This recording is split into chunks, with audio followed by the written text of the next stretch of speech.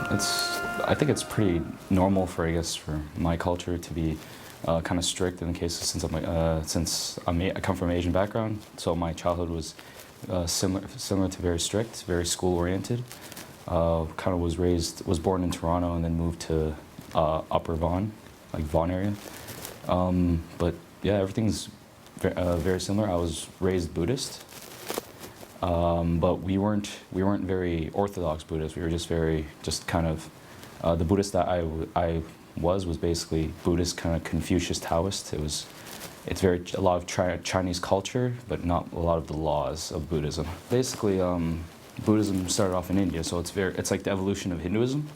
But the unfortunate thing about Buddhism to me is that while Buddhism traveled through the Middle East and reached China and most of Asia, it hit other religions and they kind of fused together, because original Buddhism was based off of a monotheist type of religion. It was very one God based.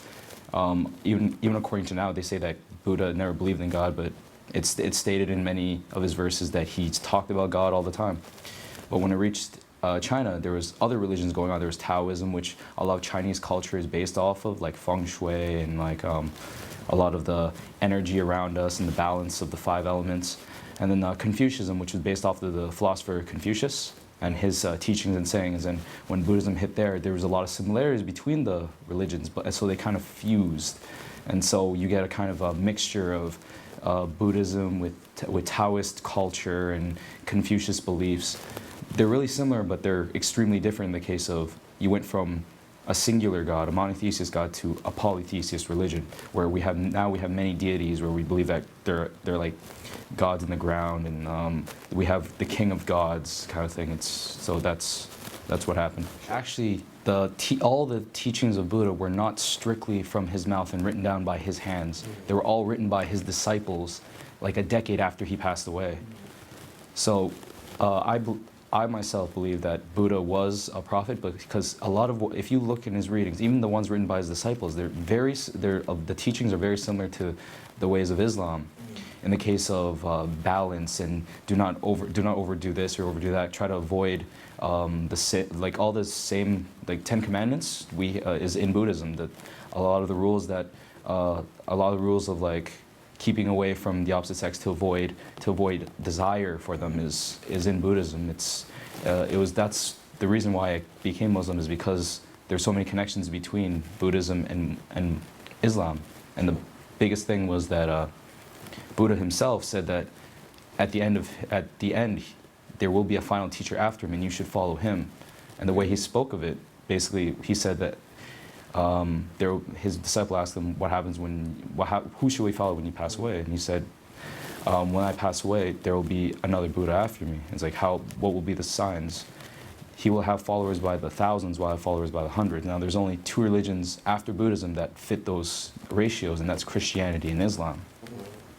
And so the biggest thing was that what will his name be? And Buddha said that his name will be Buddha Maitreya, which I forget which language Maitreya comes from, but it basically means the most merciful, praised one. There's many different meanings you can go with, but in the end it will translate in Arabic to Muhammad.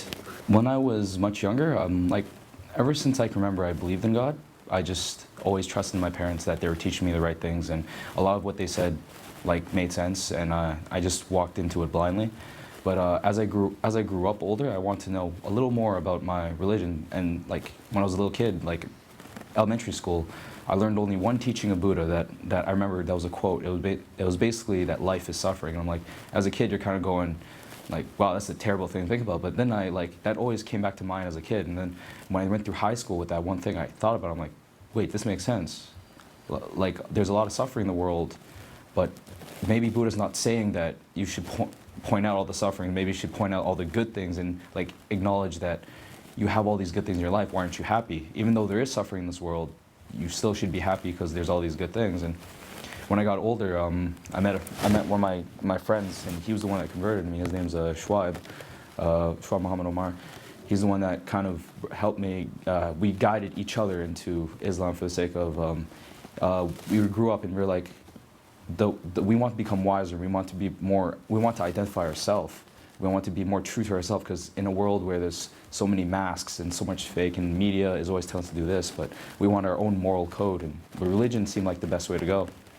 So we each looked into our own religions, and we found more and more connections through it. But before then, I was more of a, but before that happened, to my parents and to everything else, my mom was, there's even in Asia, there's different types of Buddhists. So it was broken down to, like, my mom was Chinese, so I was like part Chinese Buddhist, and my dad was Lao, so I was Lao Buddhist at the same time. And the difference that I noticed is that Chinese Buddhists don't eat meat, but Lao Buddhists eat meat, like the Buddhist monks themselves. And I never liked the idea of, because what I learned from Buddhism is that if you're gonna be a Buddhist monk, you shouldn't kill or eat anything that comes from, like, take a life of an animal and eat it, because that was the big thing. So that's one of the faults that made me want to look in more in my religion, and my friend was the one that ignited even more. So we looked into our religions, and then when I said that, when I explained all these faults to my parents, my dad never really cared in the first place, so he never really went against me. But my mom was constantly saying that I was learning something wrong, but I was like saying, like, but the stories are the same. The Buddhist stories in Chinese and Laos were the same as the Buddhist stories from India, about the man from his palace. He was a prince. He forsaken all belongings to this world to aim for the next life, kind of thing. And the main practices that I learned were Chinese New Year, and once probably maybe and Lao New Year. So basically, the Lunar New Year's at different times in different areas or at different times. So during. Can you relate that back to Buddhism, or is that more cultural? This is more cultural. This is where the cultural things comes back. I believe that Buddhism doesn't have any actual holidays that to speak of. So this is where the cultural thing comes in. So the practices of Chinese New Year is to bring back basically call back your ancestors from before, and then bring them to dinner, and then give them respect, because they are the reason why I'm here, and like thank them and for all the good things they brought upon my parents, and to protect me through future generations. That's like how Chinese New Year is brought up. That's the very gist of it. So that was basically the biggest factor that I had to do all the time. But there was, but the main thing is that my parents with religion was very lenient. As long as I said I was Buddhist, they never really asked me about anything until I changed into the other type of Buddhist, and then they were all over me. It's not that I rejected it, it's more of that I took more of the cultural aspect of Buddhism, all the extra deities, all these things that didn't fit the original Buddhist, I just removed it. Like, I didn't, at that point of when I removed it, I didn't know if my parents were 100% wrong yet.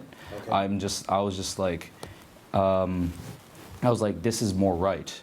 And like, I guess at that point I didn't want to say anything aloud to them, because I didn't want them to get angry or scold me or tell them that I'm doing the wrong thing. But I kept hinting that I think there's more likely only one God, and that I wasn't 100% sure yet, but I was almost absolutely sure that was what happened. Like, there's only one God. These other gods don't make sense. They're not here. So yes, I guess I did reject it. Yeah. Even in books nowadays, this is the information I found out, and this is how I perceived it, and this is what made sense to me. There is Buddhists that believe in a monotheistic God, which believe in Brahma, which is the creator in Hinduism. And then there's Zen Buddhists that say that they're more pure for the sake of, they follow all the teachings of Buddha to a T, but they don't believe in God. They aim for like nirvana, and which Buddha spoke of nirvana, but it wasn't really kind of but he always spoke of Brahma too. So it's still the divisions happening. Like, I try to aim for the more original Buddhists in a way. That's what I meant by pure, the most original, back to what he said.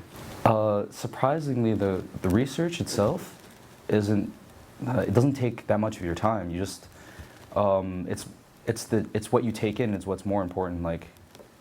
I felt like throughout my whole journey, I felt like I was guided towards the right sites, towards the right path. I felt like it's leading me somewhere. That's what in the end what I felt like. And with the help of especially with the help of my friends, it's like it was me and my other friend that were doing this together. So it felt like two minds going at once.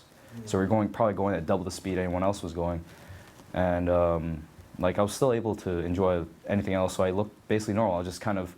I was always just spouting quotes about Buddha and saying, and be what will be a quote be? Uh, the cause of suffering is desire. I'll be saying things like that, or a jug will only fill one drop at a time. Like, be patient, take your time with things, kind of thing. Like, I would always be spouting things about that. And I was just kind of thought I was like a really Asian guy, so it wasn't like with a stereotype. It just didn't. It made sense. It was like, oh, he's Asian. Yeah, of course he's gonna spout quotes about Buddha. Like, so it wasn't a big deal when it came to school. Basically, my mom believed that what she was taught from her parents, her grandparents, her grandparents, that were right. Like, what my great-grandmother and great-grandfather were telling her were right, what my grandfather was telling her was right. So basically, she was just under the impression that follow what her parents followed, and because she felt that they were she felt like that's where the tradition and everything will come through the best, and that the internet can be corrupted. When it comes to when it came to religion, even though I was Buddhist, a big thing about Buddhism is that allow people to believe what they believe and accept them for who they are. So I believed, especially when it came to being a monotheist, I believed a lot of what Islam said was correct already. Like, especially with the case of, we kept bouncing ideas, so we found a similarity. I'm like, so when it came to him, I guess he trusted either of us. He would still call himself Buddhist, but he would trust either of us, because so far we had no contradictions, except for the case of maybe when it comes to reincarnation was one thing that was still within Buddhism at that time. We believe, I believe we believe in the end of the world. This is like I didn't check up. I didn't stay pure Buddhist enough to do enough research. But yeah, we believed. But I believe we believe in the end of the world. But during that timeline, we constantly karma. The more good we do, the more likely we'll reach a heavenly state. The more bad we do, the more likely we'll be in a worse state, so hell or an ant, something small, like an animal no one likes, kind of thing, until we get enough good deeds to come back as a human, and then the cycle goes again. That night where I found out that Buddha just hinted towards Islam, like that's what kind of was mind-baffling, and that's what kind of made me go, if I truly believe in Buddha and I truly say that I'm Buddhist, I should listen to his words and change, convert, become Islamic. And so I guess that was probably 3 or 4 months before I actually became Muslim. And then after that, I just waited for a Quran to come, and I became Muslim. Because I wanted to convert, but after learning about it, I was just like, you know what, this seems like the right path for me. And so I started learning I started learning the prayers. I started learning the sayings, small sayings, and basically when I mastered those, I converted. At this point, it was like a mix between me and my friend. Bouncing ideas off each other? Yeah, well, he already knew the prayers, so he was just teaching me the prayers, and that's what happened. And that's how I learned. And then I just went through a little bit of research through like Islamic sites, and I got a couple sayings like Assalamu alaikum and like Alhamdulillah, small things like that. Remember when I told you about when I took the research in Buddhist file words? That's the biggest thing. So I basically only have 2 choices: Christianity or Islam. It leans towards Islam because the name Metria was closer to Muhammad. But there's always, who knows what happened during that time. Maybe someone changed it to fit more of the Islamic needs. Just saying. But the biggest thing that I found huge is Christianity is extremely divided. There's Catholicism, Protestants, Jehovah's Witnesses. And that's the biggest issue I had in Buddhism in the first place, because we were divided. And I hated that. I did not like that idea at all, but Muslims were united. It says that we shouldn't be divided anyways, so hearing that, I guess it kind of lit me up, and I'm like, this is the right path.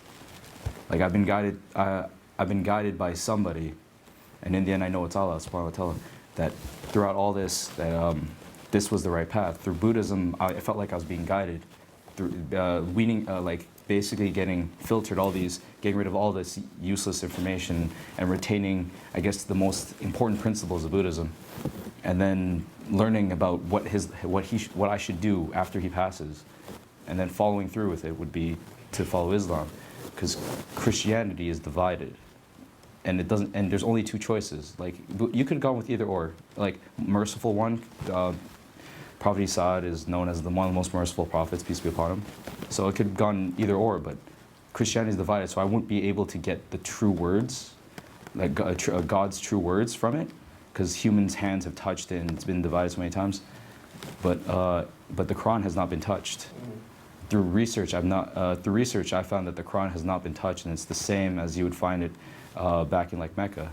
It'd be written the exact same way. When it came to the research over the Quran, it was more of, like I was more reading about what the Quran was about. Okay. Wasn't more I was pulling out passages, because I myself didn't be able to pull out passages before that, so I wasn't able to get my hands on the Quran yet. During that time, that's why it was all through research that I found that this information came to be. Especially in the case of, I only learned a couple of the supposed scientific miracles. The fetus, how it explained how the fetus, the flesh comes before the bones. The earth is three quarters water, and if the earth was so much more further from the sun, we'd roast. The earth was so much closer to the sun. Further we'd freeze, closer we'd roast, kind of things like that, and like that makes sense. And then later on, I looked when I got the Quran itself, and then my friend was telling me about quotes I should check up. In the case of my knowledge that I know of comes from a lot from animals. Okay. So when it came to the insect, it explained how the bee she is a very hard worker, and that is mind-boggling because we never knew that insects or bees were she's, that the only worker bees are she's for like till maybe a couple centuries ago. And that's just amazing. My friend, right before Ramadan, which was kind of funny, my friend ordered a Quran for all three of us, and we were like, he's like, I got a surprise for you guys. So we come over and he has the Quran ready for us, and we're like, oh cool. It's like, and then he told us that we gotta do that. Let's do it today because we got the Quran. Ramadan's about to start. Let's do it today, and then we could do Ramadan together as like. So you're in the deep end. Yeah. Well, to tell you the truth, fasting wasn't that hard for me. It was an experience. I can say that much.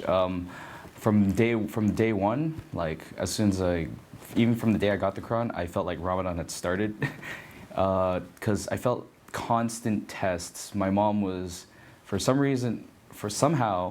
way, my mom had to look in my bag that day and find my Quran. Which she had to question me about, what are you doing with this? Are you Muslim now? And I was put in a tight spot where I basically had to say, yes, I am. I couldn't hide from her. And she gave me at first, she gave me a nice, peaceful talking to, like thinking I'm kind of crazy, kind of saying, it's like, it's a phase. And then while fasting, my mom's wondering why I'm not eating. So I'm constantly saying, I'm not going to eat today. I'm not going to eat. I'll eat later. So, and then just kind of escalated out of like constantly getting angry at me, and like the days would go by because I wasn't able to get a job day that year, so I was constantly at home getting tested by my mom's, and my patience was like trying to control myself, making sure that each day that I was fasting was worth it, trying to catch every single one of my prayers without my mom scalding me, trying my best to keep her from getting at me. And then that's happened for 30 days, constantly learning more and more about the Quran every day.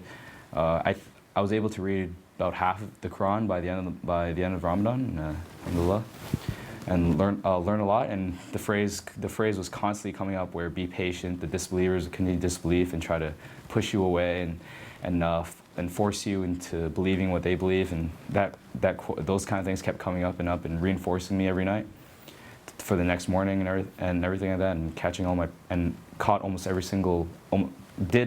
5 prayers every day for 30 days. And by the end of the month, on the last day of Ramadan, my mom didn't say anything to me. For that whole day, she was completely quiet, and it was just like a peace-ridden day. Like she was really nice to me, and I was just like, at the end, like I was like, coincidence or not, I was tested throughout Ramadan. I know for sure that I was tested throughout Ramadan, and at the end of the day, that was my gift. One day of peace, because in September I was starting school, which I'm not gonna be home anyways, and so I was like, alhamdulillah. We were all of us were fasting, but we all had our own things to do. We both kind of, all of us kind of were having issues at home at the exact same time, and we were all kind of. Actually, we actually had a sister join us too. She was looking into, during that time she was looking into Islam, and she was finding the truth. She was a Jehovah's Witness, and is a dear friend to us now still. And she was fasting for the sake of it. She knew that the prophets before fasted, so she was doing it during the month of Ramadan too. And for all of us during this whole month, we were having issues with our parents, and we were kind of laughing about how crazy it is that they're going off the wall with these small little things. Like my mom was kind of going crazy and saying, I would prefer that you were atheist over you being Muslim. And I'm like going, are you sure? Yeah, like things like that. And we're just kind of like, we were all having issues at home. We were all trying to find a job to get away from home and to support and to like at least have some fun times during summer, but we never got that. We were just getting constantly tested, and we'd always have those little bit peaceful nights together where we were able to talk about it and just kind of be like, reinforce each other's wills, be like, yeah, our parents are like this, but in the end it'll be better, in the end it'll be better. And in the end it was, I can say that much, it was better. When it comes to at home, since I'm at school all the time, when I come home I usually get a lot of heat. My mom would always bring up the same thing, that I'm Muslim and it's wrong. But I found a way, I just kind of ignore it and accept. I just tell my mom, like, it's okay, just try not to get too angry at me, I'm trying to focus on school, and she would get off my back, so that's good. Also, another thing is that while at school I found the MSA, which is the Muslim Student Alliance and Association, which was really helpful in the case of that. I'm actually, right now I'm learning a lot from them, and met very kind brothers, and like, they're really great people, and I've enjoyed every single moment of prayer with them, and talking about things and learning about Allah subhanahu wa ta'ala and the Quran and the Sunnah and things like that. Like right now, life to me is quite easy, except for maybe the problems with I'm a little behind in school, but that's my own issue. It's actually an icebreaker I use once in a while with friends, because like I've met some Muslims, Muslim sisters, and like I talk to them, and I'm always saying like I'm religious. Like I always try to stick with. Even before becoming religious, my friends and me always focused on becoming the most real person we can be, the most true person, and in the end, being real to yourself, you're just naturally morally good. You're just naturally good if you become more real. You're not focusing on all these stereotypes or things. You're just being yourself, and that's the good thing. And then with being yourself, you want to treat people nicer, because being real is you're an individual. You're not part of the masses. The masses are against you now. So you try to treat people better because everyone's against you, and you're like, I'm being myself. Why aren't you being yourself? You're following everybody else. So when it comes to this, when it comes to being Muslim and people going against me, I have no issue. I go, I'm being myself. You're not being yourself. I'm a stronger person because I'm myself. You're confused and you don't know what you're doing. But when it came to meeting the sisters, it's always like meeting other people. Since I'm myself and they understand that, and I'm not trying to be conceited, but I'm naturally just a good person, and I'm really nice. So when I tell them I'm Muslim, it's kind of, I think I'm trying to set up a good example that what you see on TV are not good Muslims. Like they're usually kinder and nicer, and it's like I said, it's an icebreaker. So I met a sister, and then she couldn't figure out what I was. She kept saying I was Christian, or they even thought Jewish. Especially with what I've seen, like I met all types of Muslims. I met Muslims that say they're just Muslim by name. I've met really enthusiastic Muslims, and I've met like some of them that are like fighting other Muslims for the sake of they think their beliefs are better than others. And I just go, a lot of people I think are following it blindly, and I like to say that try to be yourself. Try to identify yourself. Find out who you are as a person before you're listening to other people. If you don't know who you are, why are you listening to other people to tell you who you are? Because you are the only person that knows who you are. And obviously if you believe, if you're like maybe a different sect of Muslim, you might have different beliefs, but don't like attack other Muslims for it. Like if you know who you are, you'll know what's morally right. Like should you be saying these things, or should you just maybe keep it quiet for now and like bring it up, oh I think it like this way, and get into a friendly debate. Because I've seen a lot of like nasty debates, and I don't want to see that between brothers and sisters, or brothers and brothers, or sisters and sisters. We should stay united, and we should stay united because this is what's going to cause us to be like the Christians again, or what happened to the Buddhists. It's just going to divide us, and we might fight among ourselves. For the sake of, if you're truly Buddhist, you'll research and you'll find these things, but you gotta look at it from an open mind and truly believe what Siddhartha said. He told you, he talked about Brahma, but remember that his words are written by his disciples. Yeah. So you'll say, so if he says God, his disciples may have written gods, but then he'll say Brahma. Now Brahma is one God, 3 parts, but one God in the end. So that's what you gotta focus on. You gotta remember that it'll lead to it. You just gotta keep your mind open, keep your heart open, and even if you just look into Islam on its own, there's a lot of things. I find a lot more good and less contradictions, or none at all, when it comes to Islam.